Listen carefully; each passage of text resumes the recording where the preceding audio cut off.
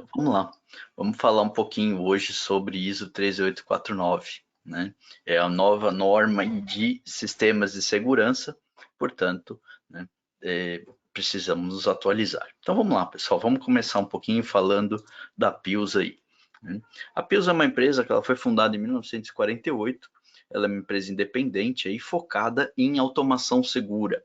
Então, ela sempre trabalhou com esse conceito de segurança de máquinas aí em sistemas de automação. Tá? Ela fica lá em Austinfield, é uma cidadezinha do lado ali de Stuttgart, que é a principal capital do automobilismo da Alemanha, né? Uma área muito industrializada. Okay? Ela conta hoje com mais de 2.500 funcionários no mundo inteiro, okay? E tem 42 subsidiárias, os filiais em vários locais do mundo, espalhado nas Américas, Ásia, Europa como um todo. Ok? E também tem alguns parceiros comerciais, são 27 parceiros comerciais, que são empresas que representam a Pius em outros lugares onde não há filial. O volume de negócios da Pius em 2018 foi de 345 milhões, né? E da qual aí 73% foi totalmente para exportação, ou seja, ela trabalha muito forte aí, distribuindo tecnologia no mundo inteiro. Né? Uma regra dentro da Pius: 20% de todo o faturamento é empregado em desenvolvimento e pesquisa. Então, a Pius ela é reconhecida pela essa excelência em desenvolvimento, em criação, né, em produtos inovadores, tá? Por causa dessa característica que é sempre aplicada dentro da Pius. Então tá aí, né? A Pius aí é uma empresa que a segurança é foco, é total, ou seja, o que, que a Pius faz? Sistemas de segurança. Então, tudo que ela faz a gente não entende. Automação sem segurança, não dá para existir automação sem segurança. Então, todos os sistemas de automação que a gente faz tem que ser seguro. Né? A meta aí é a proteção de segurança em aspecto mundial. Né? Também nós participamos ativamente de muitos comitês de normas em todo o mundo. Então, aqui no Brasil, eu participo, eu e outros colegas da Pius, a gente participa do comitê da BNT, e dentro dos outros países onde a Pius tem presença, a gente participa nos diversos comitês de normas do mundo. Então, a gente está sempre atualizado para tentar trazer o que há de melhor, né, o que há de novidade, o que há de informação em termos de normas. Tá? Bom, aqui no Brasil, a Pius foi fundada em 1998. Inicialmente, ela foi fundada em São Bernardo do Campo. Hoje, esse prédio que vocês estão vendo aí é a nossa unidade aqui em Indaiatuba, ok? Que é a posição atual onde a Pius está. Mas nós também temos representação comercial aí em diversas áreas dentro do Brasil. Então, Rio Grande do Sul, Santa Catarina, São Paulo, interior, né, principalmente, Rio de Janeiro, Minas Gerais, Espírito Santo, Bahia. Então, a Pius tem representação aí e a atuação em praticamente todas as áreas industriais aí do Brasil. Também temos alguns system parts, são empresas parceiras que ajudam a gente no desenvolvimento de serviços, né, e aplicação de produtos, ok? Em São Paulo, Campinas, Minas, Pernambuco, ok? E esse é o nosso lema, pessoal. We Automate Safely, ou seja, né, automação é segura, tem que ser segura, tá? Bom, pessoal, antes de a gente começar, vale a pena a gente sempre falar aí do momento que a gente está vivendo, né? Então, a gente está vivendo um problema sério aí de Covid. Graças a Deus tem melhorado, as coisas têm avançado, mas a gente não pode esquecer, apesar de, né, tá todo mundo aqui isolado, eu estou aqui no home office também, então a Gabriela também estava no home office, a gente está mais seguro. Mas não podemos esquecer das regras básicas, né? Então vale lembrar aí para a segurança de todos, que lavar as mãos, evitar espirrar, né, não tocar em áreas do rosto, e manter os ambientes ventilados, utilizar álcool gel, né? Se tiver algum sintoma, se isola, né, mantém distanciamento, são regras básicas para a gente, né, avançar aí nessa pandemia que a gente está vivendo. Okay? Então, algumas medidas importantes aí para a gente não esquecer aí e relembrar constantemente para poder passar logo esse momento que a gente vive, ok?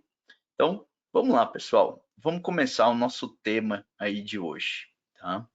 Então, o conceito de ISO 13849 é segurança funcional.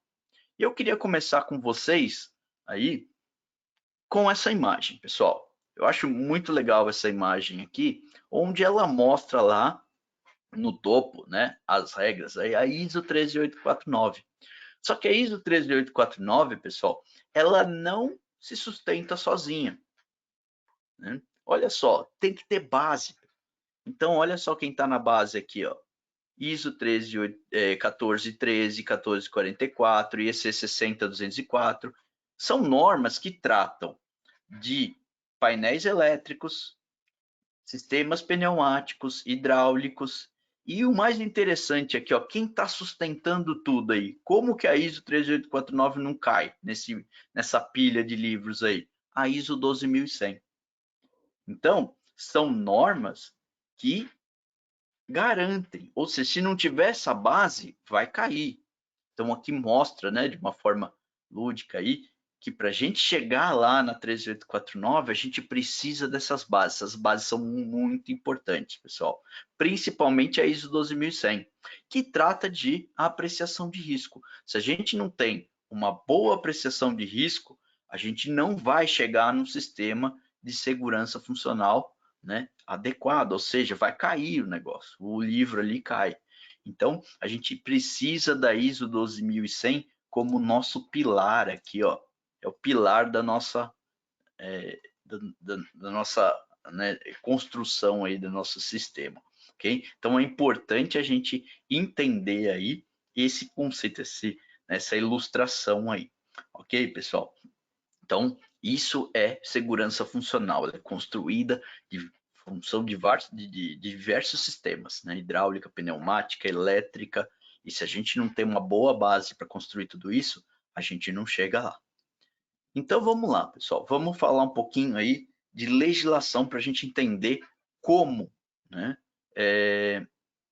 criar essa questão toda aí de segurança de máquina. Então, o primeiro ponto que a gente tem que entender é a Constituição Federal. A Constituição Federal, lá no seu artigo 7º, inciso 22, ele fala assim, ó, são direitos dos trabalhadores, redução do risco inerente ao trabalho por meio de normas, saúde e higiene e segurança. Ou seja, quando a gente fala em segurança funcional, nós estamos atendendo a um direito dos trabalhadores. Fazer segurança funcional de uma máquina, criando a necessária redução de risco, nós estamos atendendo a esse critério estabelecido aí nesse artigo da Constituição. Também existe no Brasil as normas regulamentadoras, dentre elas a NR12, pessoal, que ela foi, né, criada lá em 1978, ou seja, está há muitos anos aí no mercado, mas a partir de 2010 que ela teve uma grande reformulação.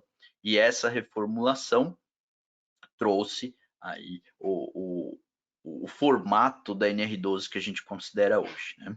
E aí, quando a gente fala dos princípios básicos, a gente fala que, ó, na aplicação da norma e seus anexos, devemos considerar as características da máquina, o equipamento do processo e a apreciação de risco e o estado da técnica. Ou seja, a apreciação de risco é o primeiro passo aí para a gente considerar a aplicação da NR12. Precisamos ter uma apreciação de risco para isso, ok? E aí, também dentro dos princípios básicos da NR12, nós temos hoje o item 12.1.11, que ele determina que as máquinas que são fabricadas conforme a NBR ISO 13849, parte 1.2, que é o tema do nosso evento de hoje, presume-se conformidade em relação às partes do sistema de controle relacionadas à segurança. Ou seja, pessoal, se nós construirmos um comando de segurança conforme a 13849, nós estamos adequados à NR12? Sim, isso está escrito na própria NR12. Então, hoje, é válido construir sistemas conforme essa norma, já está valendo, né? Não é uma coisa para o futuro. Então, apesar, a gente vai conversar aqui bastante, que existe outras normas também de sistemas de controle seguros, atuais, vigentes dentro do nosso arcabouço de normas da ABNT, essa norma, ela está válida e pode ser utilizada já, ok? Mas, né, então, a outra norma que nós temos aí, antes de falar do outro ponto, vamos falar da da 1453. A 1453 também é uma norma vigente, só que ela é uma norma que foi publicada lá em 1998. Ela teve uma revisão em 2013, mas ela é a norma ela é a que vai ser substituída, tá? Então é importante aí entender aí que ela no futuro vai deixar de existir. Ok, pessoal? Então, é importante entender que esse é o próximo passo da evolução aí. Hoje nós temos as duas normas vigentes, as duas são válidas para a NR12, mas a 14153 é uma norma que no futuro será cancelada. Então, o que eu indico, né, para todo mundo? Começa a se preparar para a ISO 13849. Não espere a norma ser cancelada para você estar pronto para fazer projeto, porque no momento que cancelar, não vai ser mais aceito a 1453. Então, nós estamos naquele período hoje de convivência das duas normas, ou seja, as pessoas têm que estar já se adaptando. Não dá para esperar se adaptar a hora que cancelar, porque aí vai ser tarde demais, aí você vai ficar para trás. Então, hoje a gente já está nesse momento de convivência das duas normas, ok? Então, a ISO 13849 ela é uma norma publicada em 2006, ou seja, ela já está, né, vigente desde 2006 aí, no mundo, tá bom? Ela veio substituir a norma, né, EN 954, que é a base da 1453 brasileira, tá, da CNBR. Então, essa EN 954, ela substituiu, só que não foi também imediato, pessoal. Então, olha só, ela foi publicada em 2006, só que ela só veio a substituir em 2011. Tá? Então, em 2011, teve 5 anos aí. Nós estamos nesse período também, que as duas normas estão convivendo juntos, assim como aconteceu no resto do mundo. Então, em termos brasileiros, nós estamos no mesmo barco ali, estamos num período de convivência. Hoje, na maior parte do mundo aí, que já aplica isso, não é mais aceito a N954, é só a 13849. Ok? Bom, mas no Brasil, pessoal, só para a gente relembrar, em 2016 também houve uma nota técnica do então Ministério do Trabalho, né, que é a Secretaria de Inspeção do Trabalho, que definiu nessa nota técnica que havia conformidade com a NR12 aplicar sistemas de nível de desempenho. Então, a nota destaca que era possível aplicar 13849, apesar dela não ser uma norma brasileira nessa época ainda, né? Ela não tinha sido publicada ainda a NBR ISO 13849, mas se considerava conformidade. Por quê? Porque a 13849 é o avanço da 14153. Então, não teria como dizer que não era conforme aplicar isso, ok?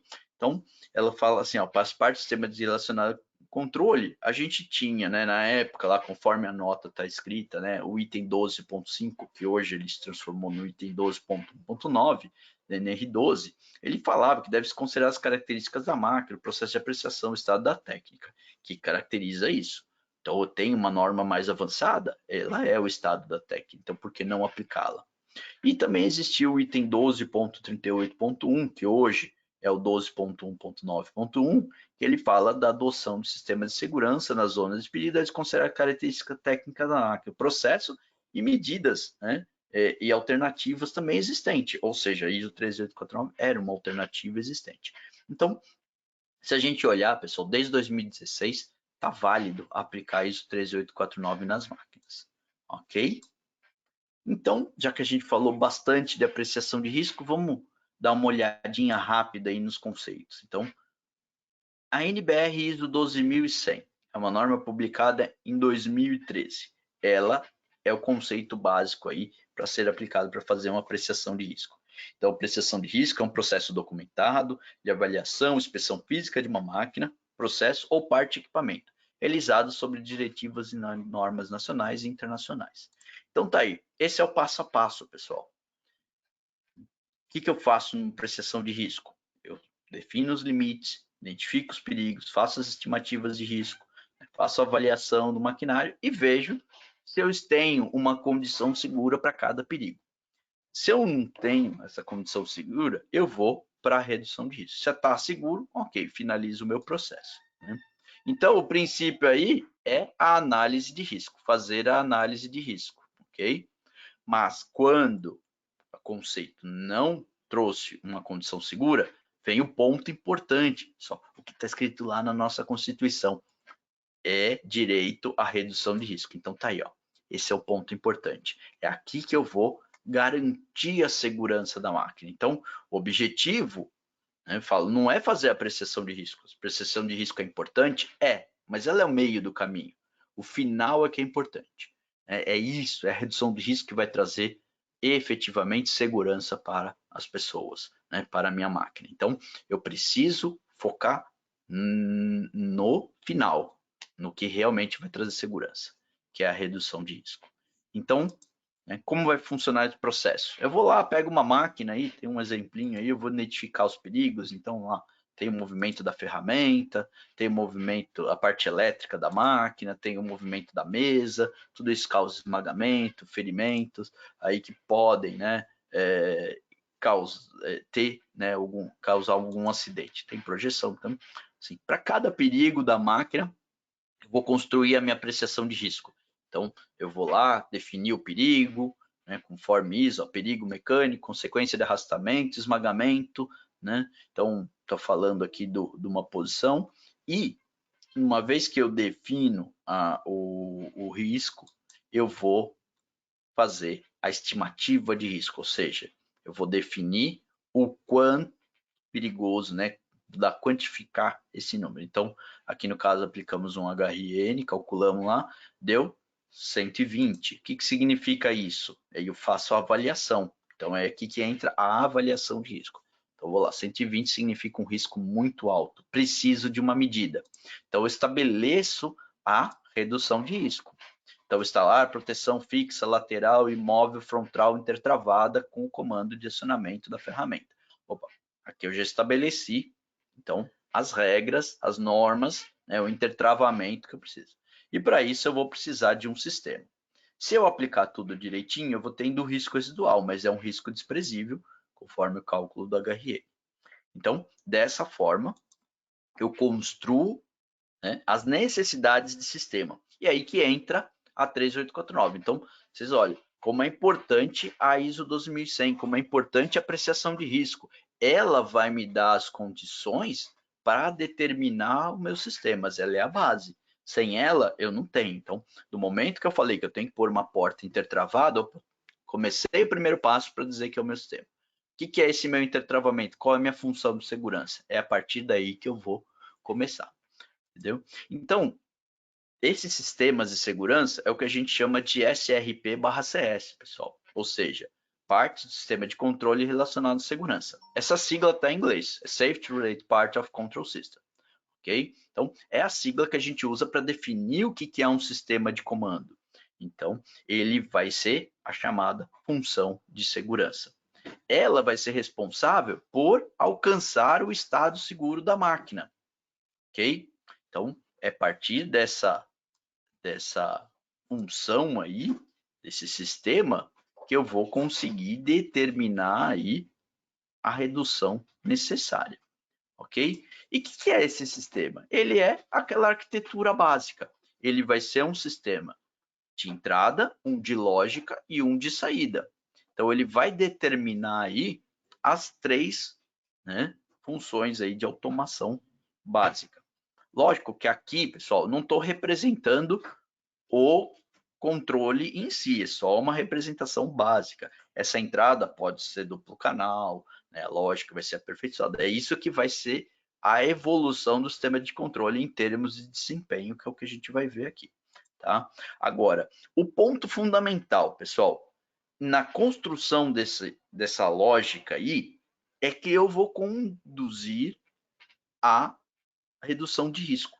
Quanto melhor essa construção for, melhor é a condição.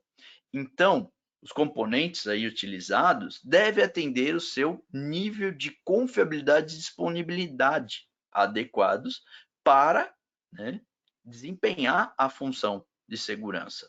Quanto maior a confiabilidade, quanto for maior a disponibilidade do componente, melhor vai ser o sistema de redução de risco. Ok? Então, pessoal, vamos entender como tudo isso surge. Então, vamos voltar lá na N954. A N954 é a norma que deu origem a esses sistemas, tá? Então, é uma norma europeia que identifica as características das funções de segurança e define os circuitos em categorias. Então, conforme eu construo o meu sistema, eu vou definir as categorias. As categorias são B, 1, 2, 3 e 4. Tá? Ainda ela contempla algumas questões de falhas e exclusão. Ou seja, essas categorias vão falar assim, olha, para essa categoria eu vou ter falhas previsíveis. Quanto mais a categoria aumenta, né, então eu vou ter falhas que ela seja, né, contrário, ou seja, se ela consegue evitar. Então, falhas previsíveis, ok? Dentro desse conceito. Tá? Ela é uma norma, como eu já falei, que ela foi cancelada em 2011, substituída pela ISO, oficialmente, né, pela ISO 13849. Tá? Mas, o que a gente precisa entender, tudo que vocês conhecem hoje de sistemas de categoria, de montagem de categoria, foi aproveitado, pessoal, não foi jogado fora. Eu escutava muito assim que a categoria já era, agora é nível de desempenho. Isso é mentira. Categoria não já era nada. A categoria está valendo. Os conceitos de categoria se mantêm dentro da ISO 13849. Eles não foram alterados, eles foram somente complementados, como a gente vai ver aqui para frente. Então, esses conceitos estão mantidos, tá? No Brasil, pessoal, a 1453 é a versão nacional da E954, tá? Ela é válida, ela está atual, ela pode ser utilizada, ok? E quanto mais a redução depende, mais precisa ser a habilidade de um sistema a resistir à falha. Então, quanto maior vai ser o risco, pessoal, mais categoria eu preciso no meu sistema. Então, a categoria B é a mais básica, a 4 é a mais, né, forte de todas aí, ou seja, se o risco for muito alto, eu vou ter que chegar lá em categoria 4. Então, a gente vai ver como isso funciona.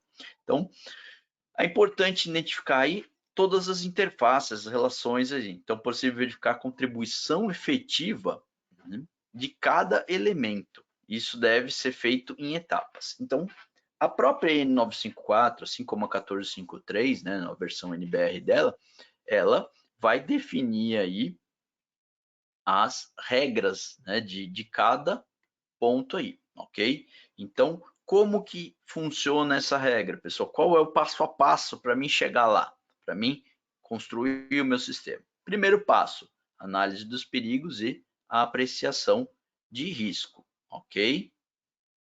Segundo passo, medidas de redução de risco. Então, definir a redução, aquilo que eu fiz ali. Né, no exemplo que eu mostrei ali, definir um sistema de intertravamento. E aí eu venho, terceiro passo, especificando os requisitos de segurança. Então, vou definir minha função de segurança. É um sistema de intertravamento? Eu vou definir lá quem vai ser o meu equipamento de entrada, de lógica, o que ele vai parar no meu equipamento de saída.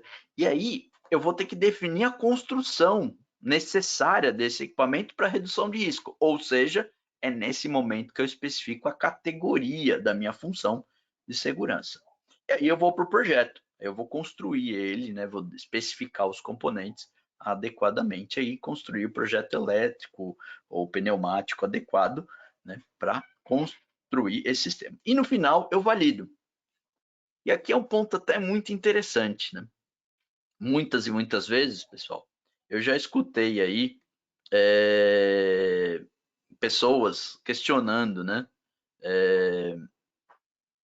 A NR12 é obrigatório fazer validação? Eu não vi nada escrito na NR12 que tem que ter validação. Aí você pergunta, tá, e qual sistema de segurança você tem que usar? Ah, tem que usar a 14153, porque é que trata de categoria, a norma nacional. Então você vê, dois pontos antagônicos. A 14153, ela fala desse quinto passo, da obrigatoriedade da validação. Então, eu pergunto para vocês, será que é obrigatório fazer validação na NR12? Sim, porque é obrigatório seguir pelo menos a 1453. Então, a 1453 já fala desse conceito fundamental, que é o conceito de fechamento, né, do sistema de segurança. Eu não posso deixar uma ponta aberta, pessoal. Então, na hora que eu faço um projeto, eu preciso garantir a segurança. E como que eu garanto? Verificando, né? Validando.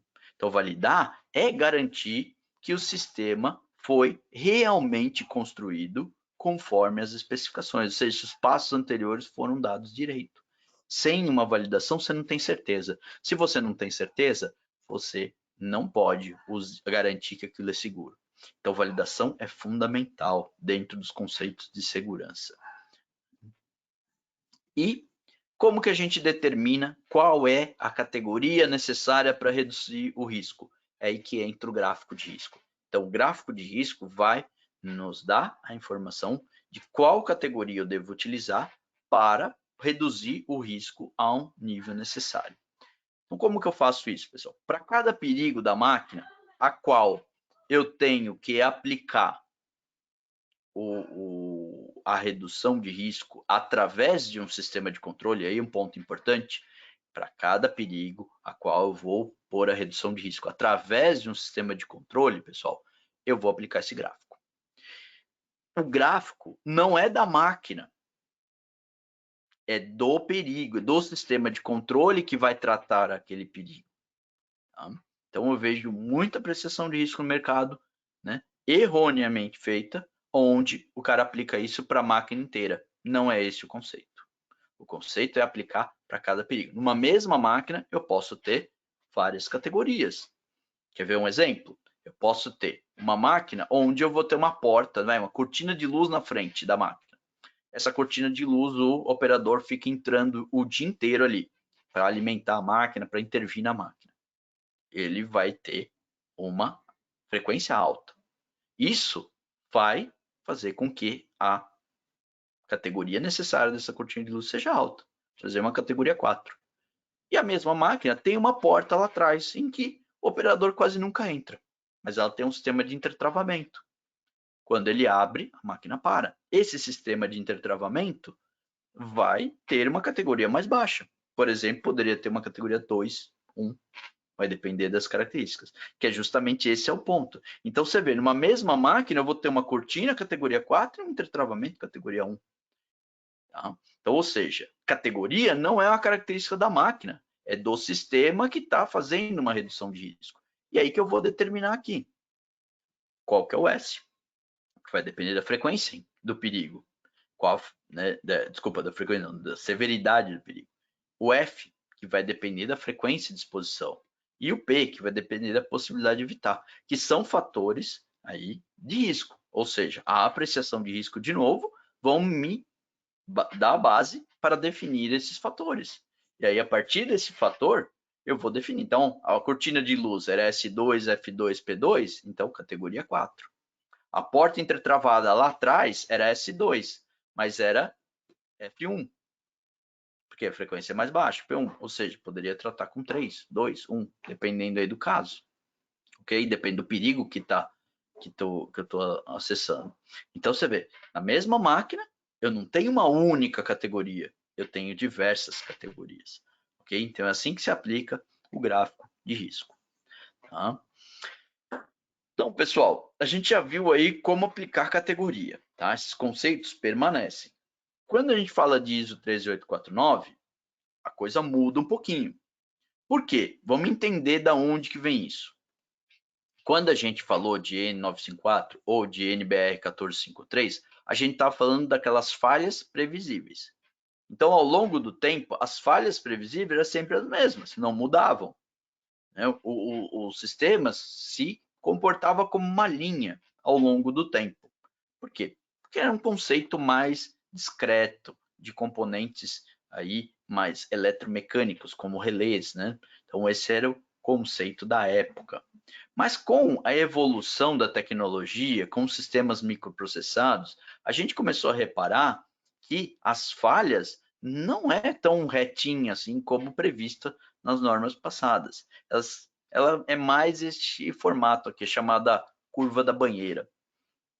A curva da banheira, ela mostra que as falhas são mais constantes no início, depois existe uma região de estabilidade e depois ela começa a crescer com o passar do tempo.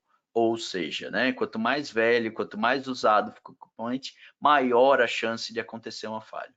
Então, se o sistema não é tão retinho como a gente imaginava antes, lá em 1995, quando essa norma foi publicada, né, a gente precisa atualizar. Por isso que a norma precisou passar por uma atualização, e ela até mudou de nome. Por quê? Porque o conceito é outro. O conceito a gente viu que na prática é um pouco diferente. A gente precisa de instrumentos para garantir isso. Então é fundamental a gente ter esse entendimento, ok? E aí surge um conceito novo. Opa, o sistema de segurança, ele é seguro a vida inteira? Nunca. Ele vai ter um tempo de operação, ele vai ter um limite de vida, onde ele é confiável. Dali para frente, ele continua funcionando, mas ele não é mais confiável. E para segurança, o que eu quero é confiabilidade. Ok? Então, é aí que surge a ISO 13849. Né? Então, ela é uma norma inicialmente publicada lá em inglês, né? Safety Related Departure Control System. Então, ela vem a substituir a N954 em dezembro de 2011. Ela vai tratar das partes de controle aí, em termos mundial, e vai fornecer orientação para o projeto aí, projeto e construção de sistemas, tá?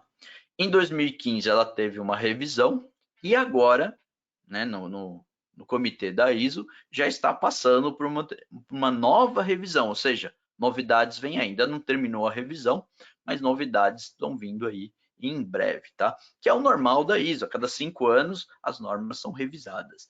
Então, isso é um normal. Ela já começou em 2020 essa revisão, mas ainda não terminou, né?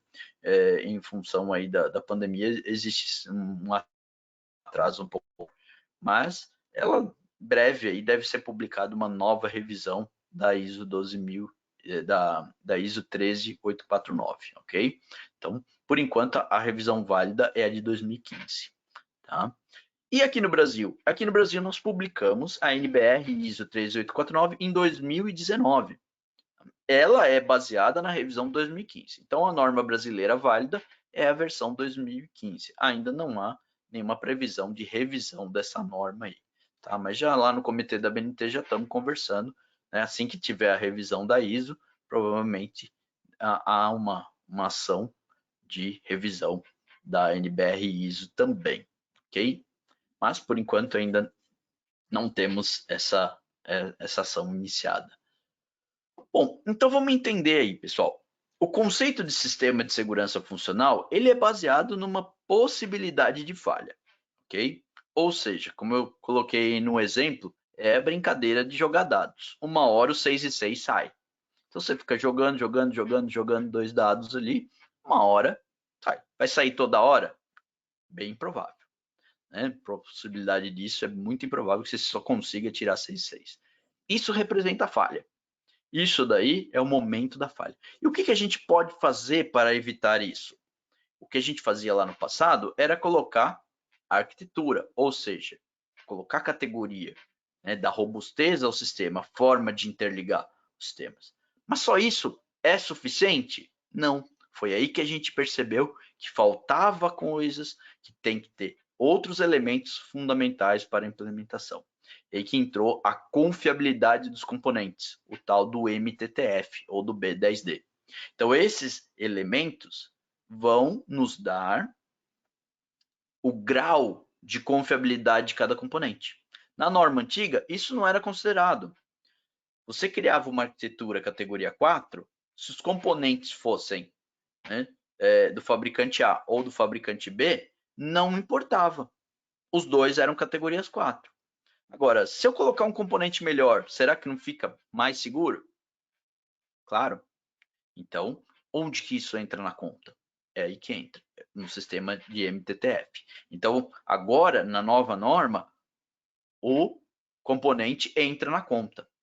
Okay? Outro conceito são as falhas de causa comum.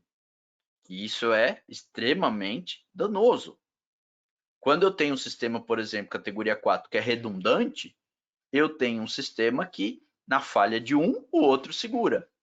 Mas se a falha for de causa comum, ela afeta os dois elementos ao mesmo tempo. Ou seja, não adianta ter redundância, os dois vão falhar juntos. Portanto, preciso considerar, é muito importante isso. Se eu não tiver requisitos para que o meu circuito seja contrário às falhas de causa comum, ele vai ter um problema. Também a cobertura diagnóstica, ou seja, ele tem que reagir à falha, mas eu preciso detectar. Se eu não detecto direito a falha, como que eu vou atuar? Porque ele vai reagir na primeira, a falha continua, depois eu não percebi que ele reagiu. Se eu não detecto, se eu não tenho cobertura de diagnóstico, eu não tenho atuação correta do meu sistema. Então, numa segunda falha, eu me perco. Então, preciso de cobertura de diagnóstico, preciso do DC. E preciso controlar também a tal das falhas sistemáticas, aquelas falhas que eu imputo dentro do meu sistema, ou seja, eu projeto errado, eu posso especificar errado, eu posso montar errado, ou seja, são pessoas que atuam nessas fases e algum erro pode ser colocado. São as falhas sistemáticas. Então, preciso de validação. Quando eu junto tudo isso, pessoal, aí sim eu tenho uma validação quantitativa, ou seja, agora eu tenho um sistema adequado para controlar, né, o meu risco. Então, por isso que foi necessária a mudança da norma para construir isso. Então, tudo começa com a apreciação de risco, como a gente já viu, né? Então, se o sistema está adequado, fim. Agora, se não está adequado, eu vou definir as medidas de redução de risco. Quando essa medida de redução de risco depende de um sistema de controle, por exemplo, uma cortina de luz, um sistema de intertravamento, né, ou alguma ação complementar, como um botão de emergência, vai ser um sistema de controle. Se ele é um sistema de controle, ele vai passar por um processo de definição desse sistema de controle. Esse processo de definição, então, ele inicia definindo as funções de segurança, né, especificando os requisitos de cada função. Quem é a entrada, quem é a saída, quem é a lógica. Que é aqueles 3 termos ali que a gente mostrou ali no início. E aí, eu vou determinar o nível de desempenho requerido, o PLR. Ou seja, qual é o tamanho da robustez do meu sistema para chegar lá. Tá? Então, projeto e execução vão ser todos construídos baseado no PLR. Uma vez definido o meu projeto, eu vou ter a categoria, eu vou ter o MTTF, eu vou ter o DC, né, vou ter as falhas de causa comum, vou ter o software.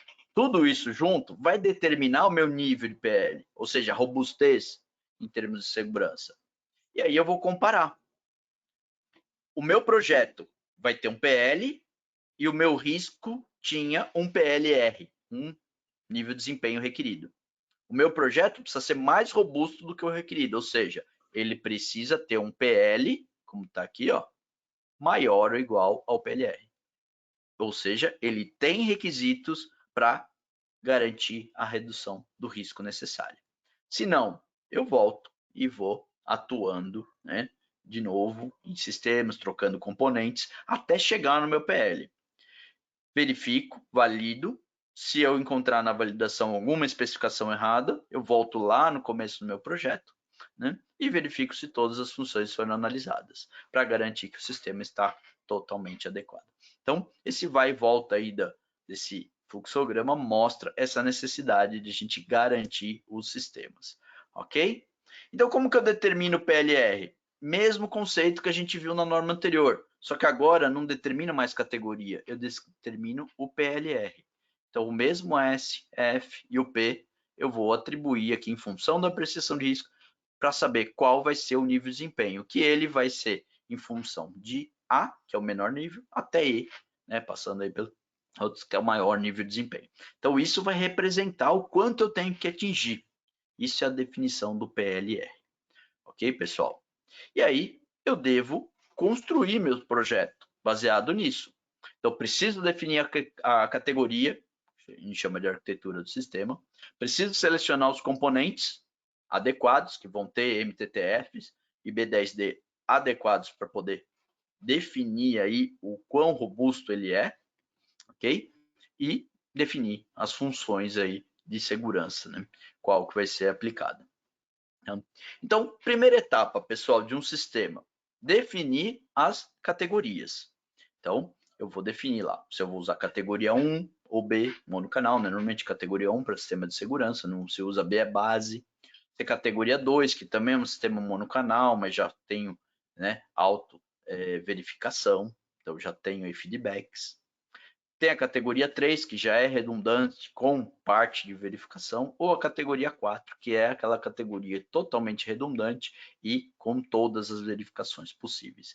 Então, eu vou escolher uma dessas categorias que se adequa ao meu nível de desempenho necessário. Eu vou mostrar como que a gente faz isso em breve. Tá? Outro ponto que a gente tem que se atentar nesse conceito novo é definir o MTTF dos componentes. O MTTF é um conceito de que todo componente falha, cedo ou tarde ele falha. Então, ele é um número, tá? Ele não o pessoal às vezes entende, mas é tudo isso, né? Se espanta, porque a gente fala de 100 anos, então o MTTF componente 100, 200 anos. É muito isso, pessoal? Não, não é um dado experimentado, é um dado calculado, tá bom? Então, por isso que ele tem esses números áureos. Então, ele considera as falhas perigosas, o MTTF-D, para considerar os valores de MTTF. Então, o que é um MTTF baixo, pessoal? É um componente que tem até 10 anos, de 3 a 10 anos. Então, é baixo. Isso é realmente muito baixo. É um componente para 1 ano de uso, tá? No máximo. Você usa ele durante 1 ano, depois você joga fora, porque ele não deixa de ser confiável. O MTTF médio, de 10 a 30 anos, já é um componente médio. É para uns 3 anos de uso, mais ou menos. Tá? E um componente alto é um MTTF acima de 30 anos, podendo chegar até 2.500 anos. Então, tem componentes aí que pode chegar até 2.500 anos. Então, é aquele componente para muitos anos de vida. Normalmente, né, a vida dele é bem grande, maior do que a própria vida da máquina. Então, são aqueles componentes de alta confiabilidade. Então, vou definir meus componentes de confiabilidade. Né? Mas também preciso lembrar do conceito de cobertura de diagnóstico. Então, o DC, ele é baseado nas falhas, pessoal. Então, existem falhas, são seguras, são aquelas falhas que quebram o componente e para de funcionar. Ou seja, levou a máquina para o estado seguro. Essas não me interessam. O que me interessa são as falhas perigosas, que a gente chama de lambda DT. Então, aquelas falhas que vão danificar o componente ou momentaneamente causar um funcionamento inadequado e vão me levar a um perigo, ou seja, a máquina continua funcionando. Por exemplo, né, o caso mais clássico aí, um contator que travou. Um contator que travou vai manter o motor ligado. Então, isso é uma falha perigosa, mesmo que eu abri uma porta. Então, é essas que eu preciso considerar. Só que, conforme eu interligo meus componentes, eu vou criando condições aí de detectar essa falha ou não. Então, é aí que a gente chama de falhas, né? O lambda DD, falhas perigosas detectáveis, e aquelas que eu não consigo perceber que aconteceu. São aquelas falhas perigosas não detectadas, que é o lambda DU. Né? Então, tá tudo em inglês aí, né? Detect, dangers detect, dangers undetect. Ok? E é baseado nesse conceito que a gente calcula o DC. Então, olha que facinho, pessoal. A gente vai pegar todas as falhas que a gente consegue detectar, ou seja, que tem feedback, que tem, né, sistemas que possam detectar minha falha, e dividir pelo total de falhas possíveis que o meu sistema vai ter. Então, esse DC aí vai determinar o quão robusto é o meu sistema em termos de detecção. Quanto mais redução de risco eu preciso, mais detecção eu preciso. Ok? E aí que eu vou construir os conceitos aqui de circuito. Então, eu vou pegar meu PLR, vamos dizer lá que eu preciso de um nível D. Como que eu posso construir meu nível D? Eu poderia construir com categoria 2, DC baixo, entre 60% e 90% de detecção, e um MTTF alto. Você vê, um MTTF perto de 100 anos. Eu poderia também construir isso, pessoal, com categoria 2, TC médio, ou seja, com DC de 90% a 99%, e um MTTF alto ainda, mas porém mais baixo, próximo aí de 30 anos. Okay? Também posso fazer isso com categoria 3, DC baixo, né, de 60 e 90, e um MTTF médio já, próximo de 30 anos, que vai me dar um componente talvez mais barato. Então, você vê, é a escolha. né? A mesma coisa acontece aqui, ó. Categoria 3, DC médio, MTTF médio. Ou seja, qualquer um circuito construído nessa faixa aqui, ó, pessoal, só para a gente entender aí, né? Então, se eu riscar uma faixa aqui, ó, dentro desse conceito, estão falando praticamente do mesmo nível de desempenho. Ou seja, um é mais robusto, um é categoria 3, tem mais redundância, o outro é 2, só tem, né, só tem verificação, monitoramento. Então, só que um exige mais componente, o outro exige menos componente. Então, é um equilíbrio que a gente constrói juntando os três conceitos. Categoria, que é a interligação, né, componente, característica de componente, e o sistemas aí, né, de detecção de diagnóstico. Então, quando eu junto os três, eu vou construir o meu conceito de desempenho, ok? Então, fica mais ou menos assim, pessoal. Como que a gente trabalha? Para a gente ter uma noção, a norma nos dá uma tabela, ok? Que é uma tabela aí, vamos dizer assim, simplificada. Uma tabela para direcionar o trabalho. Tá? Ela não é um método de cálculo adequado para você fazer o projeto, mas é para você ter uma noção. Os métodos de cálculo são as somas de PFHD, que a gente vai ver como funciona. Tá? E as estimativas de PL baseado em parâmetro para a gente chegar no PFHD. Então vamos ver como funciona. O primeiro sistema dado pela norma é só uma noção para a gente direcionar. Então ele é muito facinho, pessoal. Então ele não vai trazer resultado satisfatório, mas de uma forma bem rápida você consegue analisar o resultado final do seu circuito. Então vamos imaginar que eu tenho lá um circuito que é um sensor, um sistema lógico, composto de dois módulos, um módulo de entrada e um módulo de lógica, e um atuador, um drive em sistemas de segurança. Eu vou lá no fabricante e o fabricante me dá o PL de cada componente. Ele vai falar, o sensor é PLE, o sistema de lógica de entrada é PLE, e né, o sistema lógico aí é PLE, e o atuador, que é o drive, com o sistema de segurança, é PLD. A pergunta é, qual é o PL desse sistema? Então, como eu defini qual o PL? A norma nos propõe essa tabela.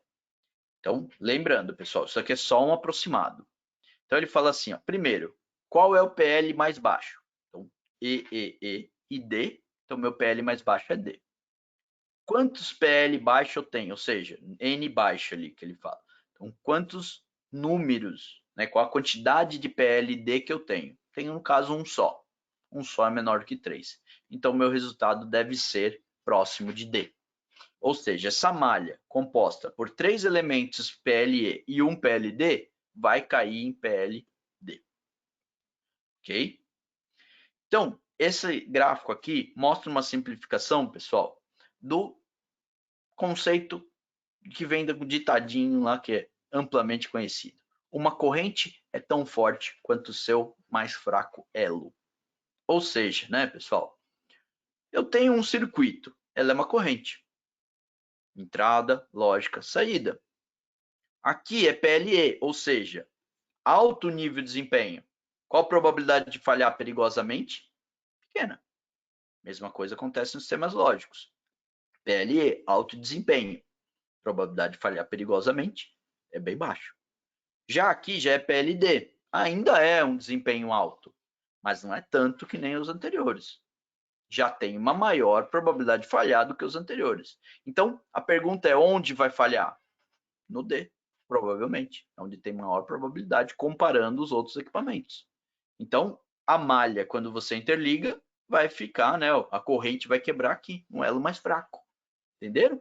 Então, esse é o conceito, pessoal. Por isso que isso daqui é só um sistema aproximado, né? Não é o real. Mas, se você tem um elemento D na malha, nunca vai ser maior que D. Então, no pior dos casos aqui, eu vou ter uma malha em D. Então, esse é o meu resultado final. Né? O meu sistema aqui nunca vai ser, por mais que eu coloque o sistema em E, eu não vou melhorar o meu sistema. Ok? Mas para projeto, como que a gente faz? Para projeto, pessoal, a gente vai ter que pegar o PFHD ou seja, probabilidade de falha perigosa por hora, que é um dado do fabricante. O fabricante vai te dar esse dado. Às vezes, pessoal, eu não tenho esse componente, esse dado. A gente vai ver depois como fazer. Mas quando eu tenho os dados dos meus elementos, o fabricante me deu o PFHD, é uma soma. Simplesmente uma soma. Então, eu vou pegar, são números de probabilidade, eu somo as probabilidades e aí eu tenho o meu PL. Né? Então, para cada valor de range de probabilidade, então de 10 a menos 5 até 10 a menos 4 é A. 10, de 3 vezes 10 a menos 6 até 10 a menos 5 é B. De 10 a menos 6 até 3 vezes 10 a menos 6 é C. 10 a menos 7 até 10 a menos 6 é D. E 10 a 8 a 10 a 7 é E. Então, cada range, né? Lógico que pode ser maior que 10 a né, menor, né? No caso, que estamos falando de probabilidade, né, probabilidade de falha perigosa. Se ele for menor ainda, continua sendo E. O limite é E. Tá? Então, baseado nessa soma, eu consigo definir aí o valor final da minha malha e, por essa correlação, eu defino o PL. Então, aqui a gente começa a ver um conceito importante dessa norma, pessoal. Quanto mais elementos eu tenho na malha, maior vai ser o número. E ó, quanto maior a probabilidade, menor é o desempenho. E aí vem aquela velha pergunta: eu posso colocar um monte de componentes em série? Até pode. Dá para pôr minha máquina que tem 20 portas com todos os intertravamentos em série? Pode. Só que quanto mais elementos eu tenho na malha, mais elementos com probabilidade de falha eu estou inserindo.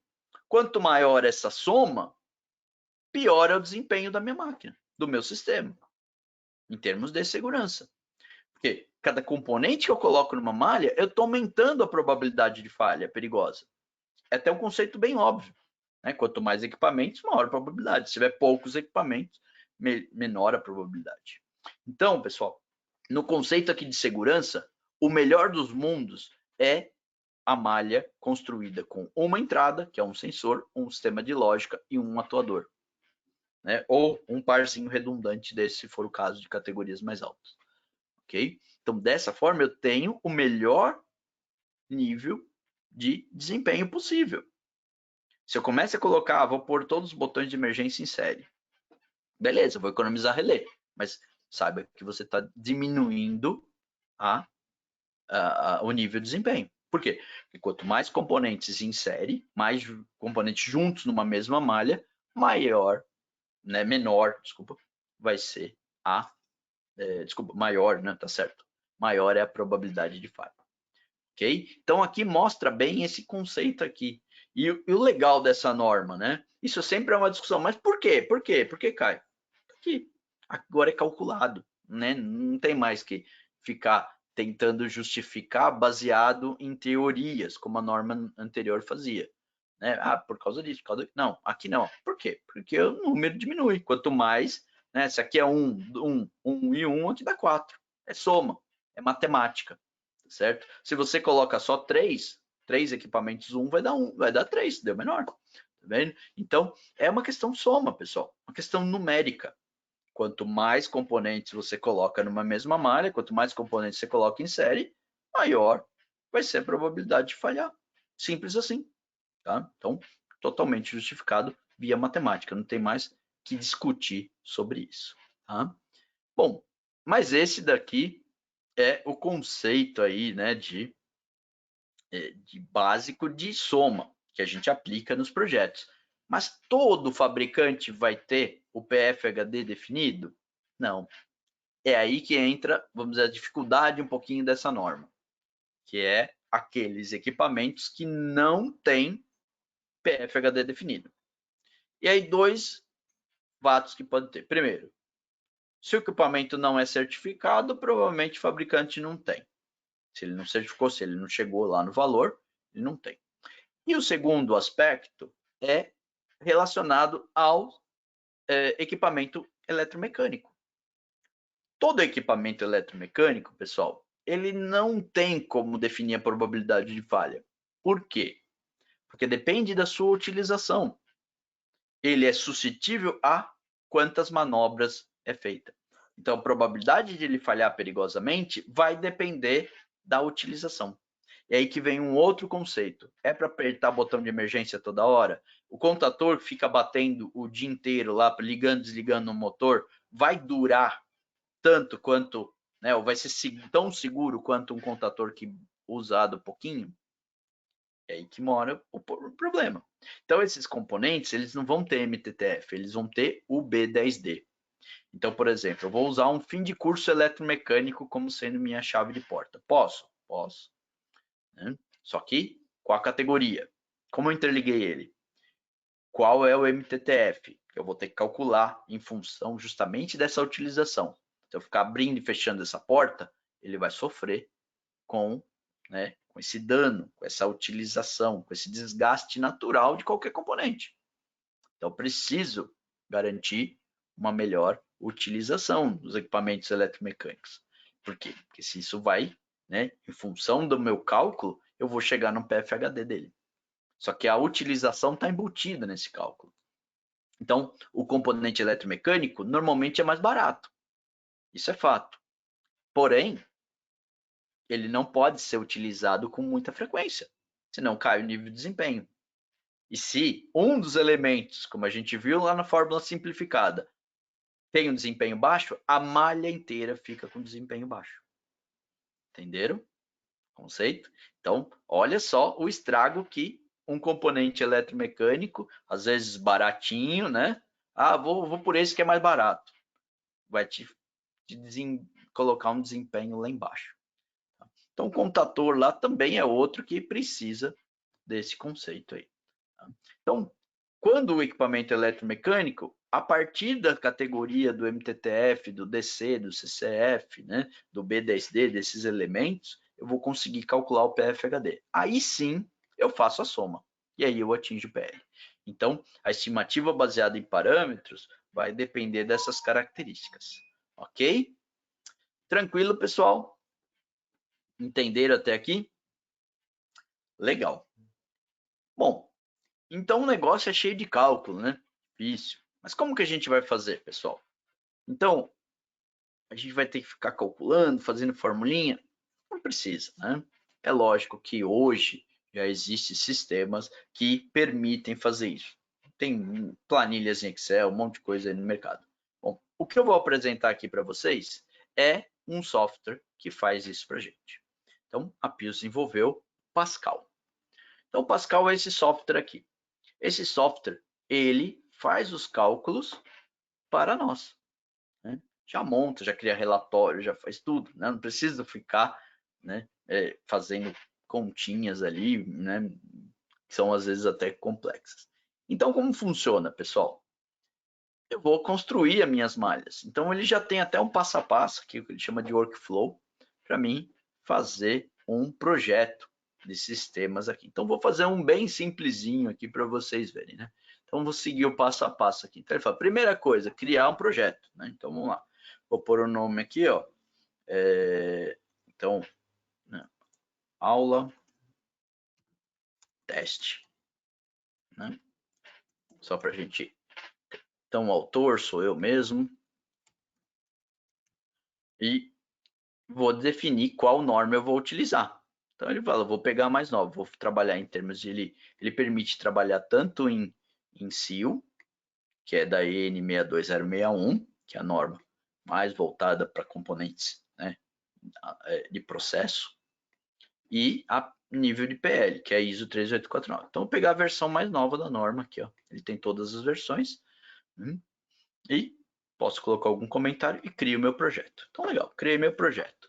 Segundo passo, criar uma função. Então, primeiro ele fala assim, ó, qual que é a tua função? Qual que é o nível de desempenho? Então, vamos criar a função aqui, vamos falar assim, ó, botão de emergência. Então, vou criar a função do meu botão de emergência. Põe uma descrição lá, e aí eu vou ter que calcular o nível de desempenho. Ah, não sei qual é? Eu posso selecionar aqui. S1, S2. Vamos dizer que é S2. Frequência. Usa pouco. S1. Possibilidade de evitar, P1. Vamos lá. Meu botão de emergência tem que ser nível de desempenho C. Então, ele selecionou para mim lá minha função. E aí eu vou criar minha função. Então, criar aí minha função. Então, vamos lá. Vamos por aqui, boa. Então, N, emergência, né? E aí eu pergunto aqui quantos elementos é. Então, se ele é um ou dois elementos, né? Eu vou ter lá dois contatos, posso criar. Então, aqui eu vou definir os elementos dele.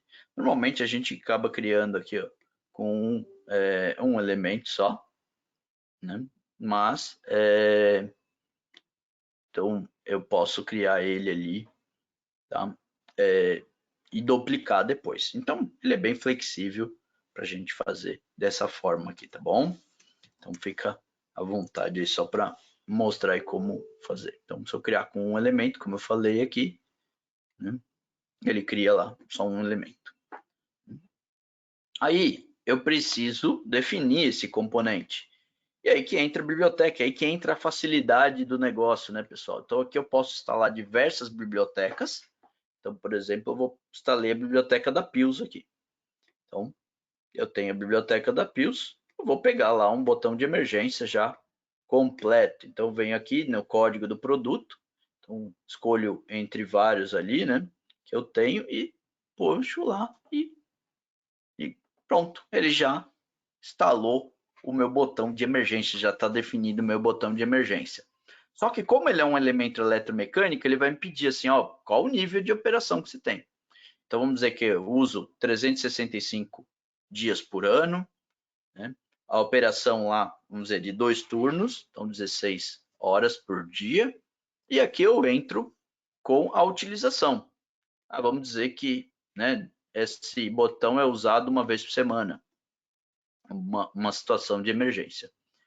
E aí ele pega também, ó, uso alguma condição aí de fiação. Eu estou usando detecção de curto-circuito no meu botão, ou seja, estou usando pulsadas, usando alguns sistemas aí de curto-circuito. E aí ele pergunta qual é o DC. Então, vamos dizer que assim, estou usando totalmente. Meu botão de emergência tem aquele monitor de bloco para não cair, tem todas as condições, eu estou conforme tabelas, eu posso pegar lá, ele vai ter um DC de 99. Então, beleza. Construí o meu botão de emergência. Então, agora ele já criou lá. Falou, opa, esse botão de emergência me deu um nível aqui de desempenho criado. Aí, eu tenho que interligar isso em algum elemento lógico. Certo? Então, eu vou pegar esse equipamento aqui e vou ligar, vou entrar agora na biblioteca de lógica e vamos ligar ele em um sistema de monitoramento de lógica. Então, vou pegar um relé aqui, por exemplo, a linha S4 da Pius. Então, peguei lá uma versão, é só ir arrastando aqui, ó, ele já vai criando. Então, já liguei lá a lógica, já apareceu aqui o conceito dele de nível de desempenho, né? Você vê que aqui ele já tem todas as informações, né, pessoal? Ó, eu tenho MTTF, eu tenho DC, né, de cada um aí, tudo já calculado, tudo definido, ok? E por último, eu tenho que ligar isso num componente saída. Aí vamos dizer assim, bom, é um computador. O computador, eu vou lá buscar os dados do fabricante. Mas existem os computadores padrões da ISO 13849 que eu posso utilizar. Então, vou lá, um computador, nominal load, ponho ele aqui, liguei.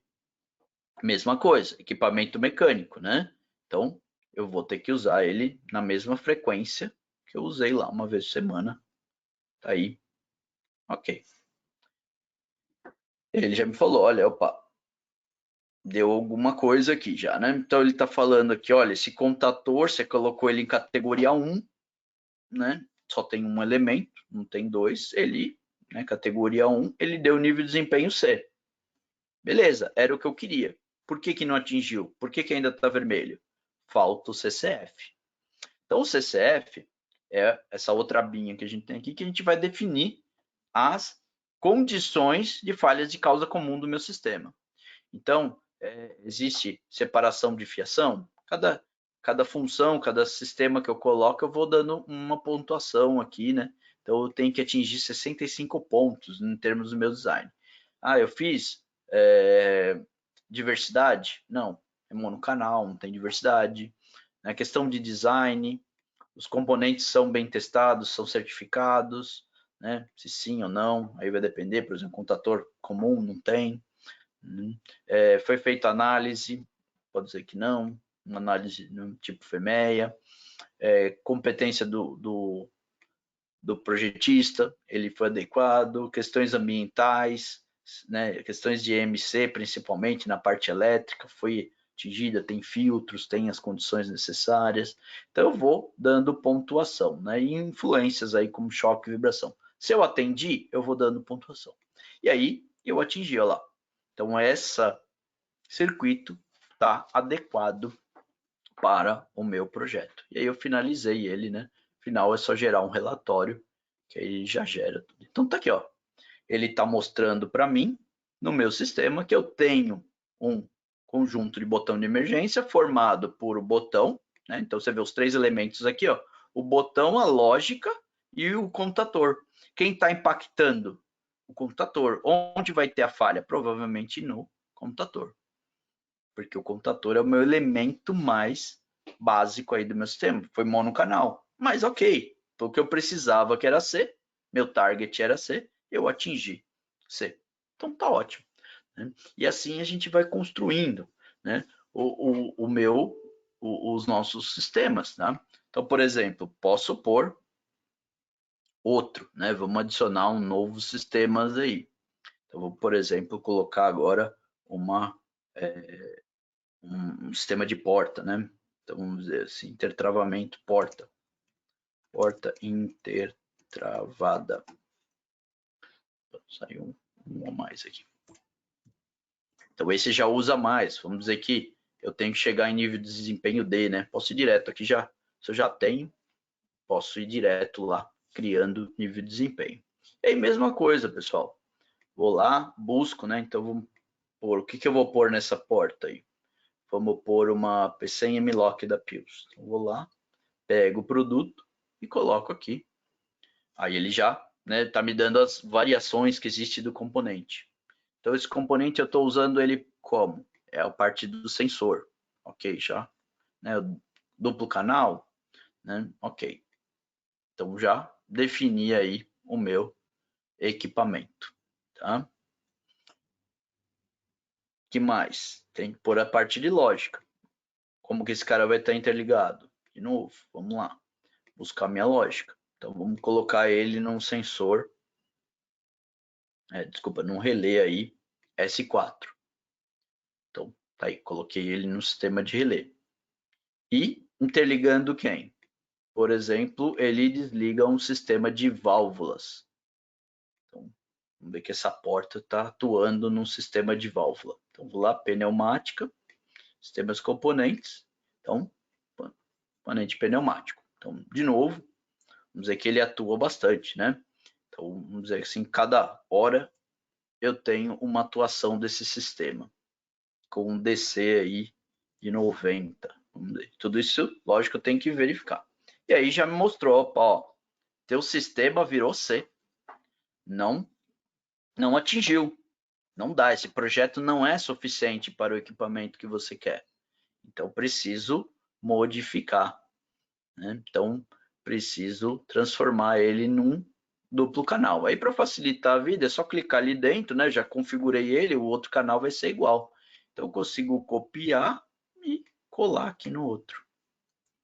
Então, eu colo, rapidamente já configuro dois. Opa, agora, com uma válvula duplo canal, eu já consegui atingir um nível de desempenho, né, que eu precisava, que era D.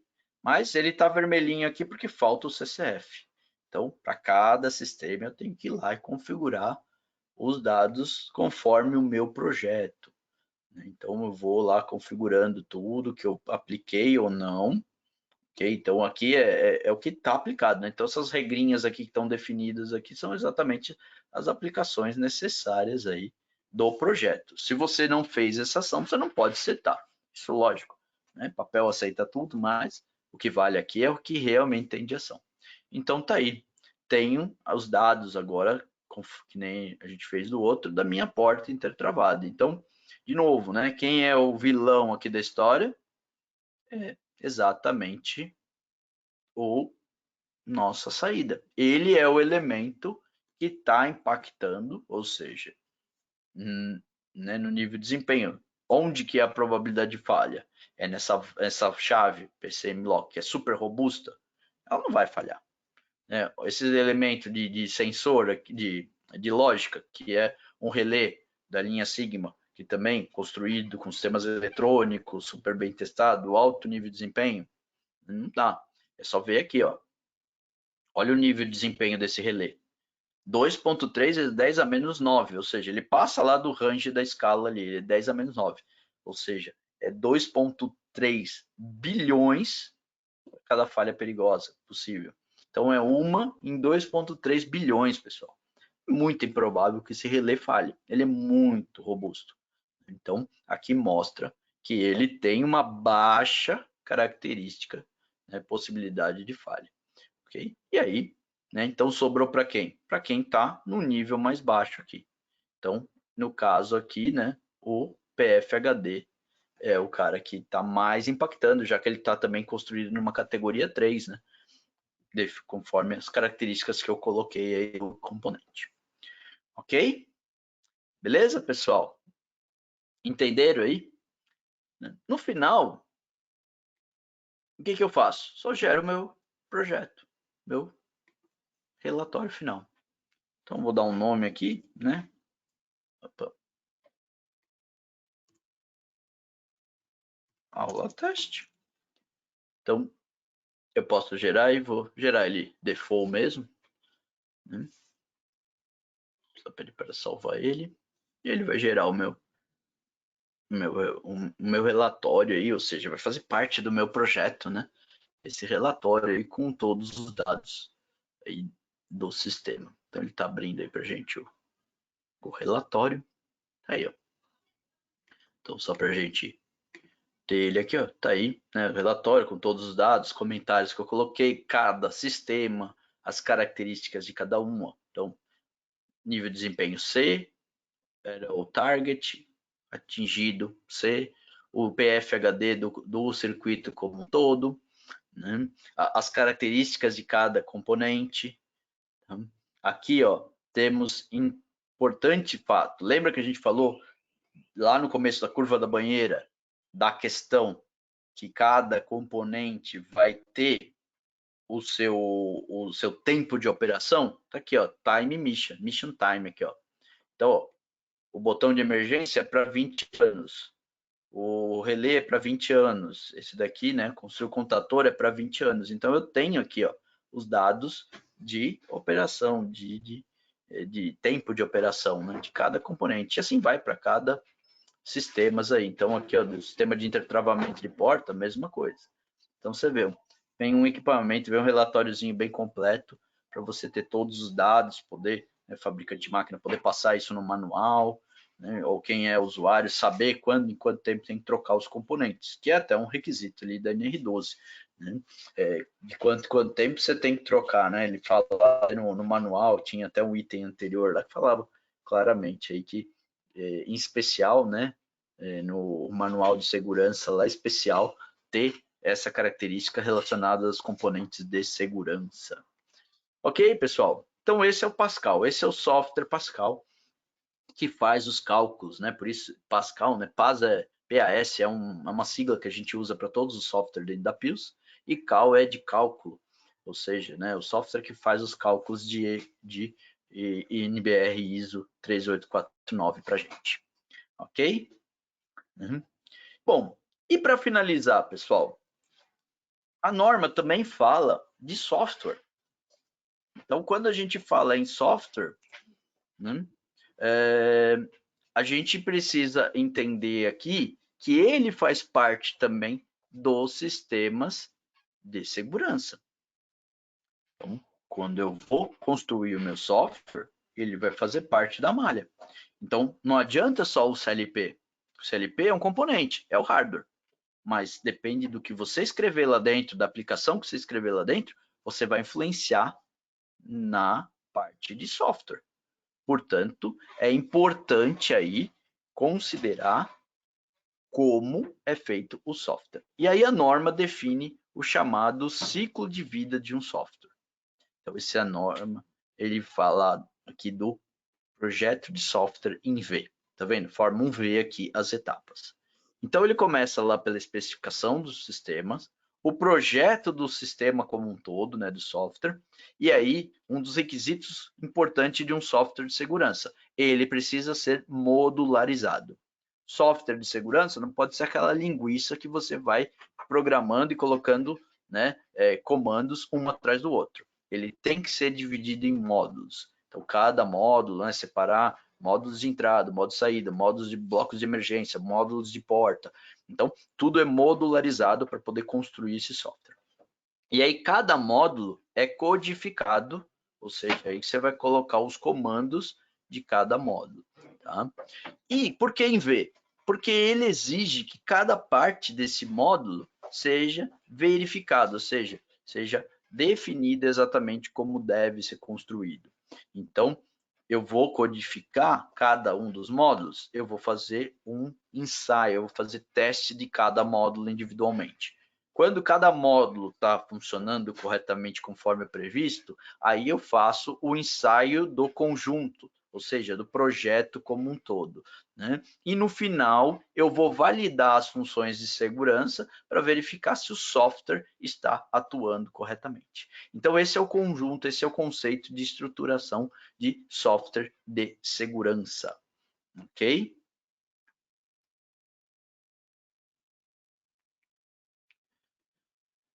E, por final, a gente falou a validação. Então, a norma, né, ISO 13849, ou a versão brasileira, NBR ISO 13849, tem duas partes. Parte 1, tudo isso que a gente acabou de falar, estruturação de projeto. E a parte 2 fala de validação. Então, o propósito dessa validação é confirmar, é garantir que os requisitos de segurança foram atendidos. Então, você deve criar um plano de validação e aí identificar os documentos, as condições, os princípios que foram usados, né? Cada característica, né, e as falhas necessárias, e aí um grande ponto importante, determinar quais falhas você vai testar. Então, basicamente, a validação é checar se as funções que você criou estão sendo, né, desempenhando, né, podemos dizer assim, adequadamente. Para isso, pessoal, eu preciso criar meu plano de ensaio. Primeira condição do plano de ensaio é identificar as falhas. Então, eu vejo muita gente falando assim, eu construí com um equipamento PLE ou categoria 4, tá? E quais falhas tem? Aí vem aquela tela azul do Windows, né? Pam, daquele, como assim que falhas tem? Você precisa conhecer as falhas, porque justamente essas falhas que têm que ser testadas para garantir que o sistema reaja adequadamente. Então, eu vou forçar falhas, eu preciso entender as falhas. E aí, a ISO 13849-2, ela tem uma infinidade de anexos só explicando falhas de cada componente. Tá? Os anexos são maiores do que o conteúdo, do que o corpo da norma, do que a parte 2. Então, a parte 2 é pequenininha, o resto da norma é só anexo. E ali você vai explicar. Então, para cada componente tem um tipo de falha ou a sua exclusão.